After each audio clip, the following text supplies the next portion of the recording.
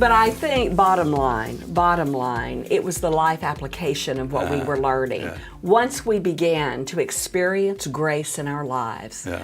the freedom and the joy Yeah. was wonderful. Let me ask you there. When you're out there trying to prove that you're a Christian, did you have any assurance of your salvation? Of course, you could not. You Yeah. could not have assurance of your salvation. It was a day-to-day test, and you hoped that when you stood before Jesus Christ that he said you had done enough. And so, if you have to keep on being faithful to the end of your life, when would you get assurance of your salvation? Well, you would not. Until you die. Until you die. Right. Exactly. Now, what does that do for joy in your Christian life?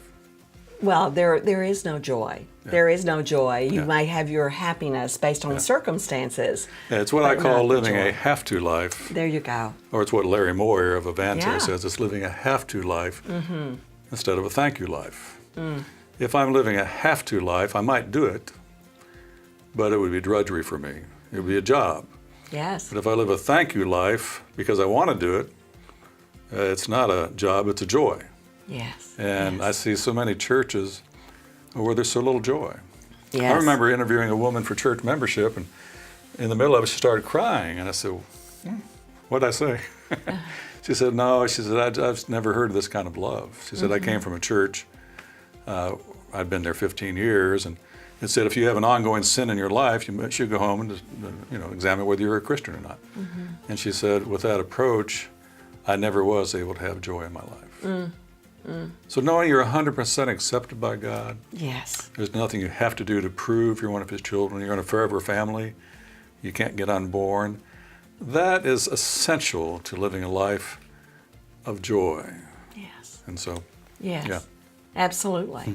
So then, obviously, the theme, the title of this podcast, "Saving Grace: Living in Light of God's Love," is really just that. Exactly. Living in light of His love, and not the demands that we place on ourselves or that the world places on us. Yeah, it's just like a child. Yeah. Parents need to distinguish between acceptance and approval, right? And so many kids are out there performing to get accepted by their parents. Oh, yes. Because their parents haven't communicated, look, you're in the family. You're 100% accepted. It's unconditional. You can't get out of the family. Nothing you do will affect your acceptance. Approval is another matter. Well, God's the same way, isn't He? Once we're in His family, we're in a forever family. We're 100% accepted. Yes. He says we're accepted in the beloved in Ephesians 1.